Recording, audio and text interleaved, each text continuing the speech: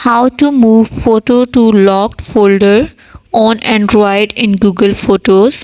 Firstly, you have to install the Google Photos app from your Play Store.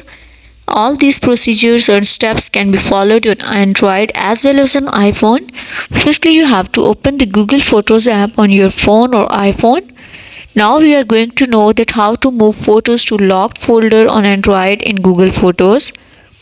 Before this, just make sure watch the complete video and follow each step carefully to avoid forgetting anything and making mistakes. Select any of the photos which you want to move it to the locked folder.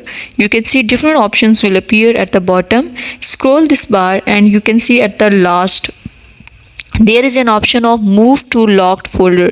Click on it, click on the move here, and you can see click on the allow.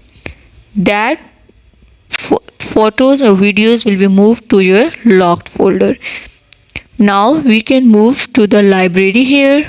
You can see at the utilities, click on it, and you can see here at the bottom there is a locked folder. Click on it, use your pin or your thumb. You can see that photos is being locked on your locked folder.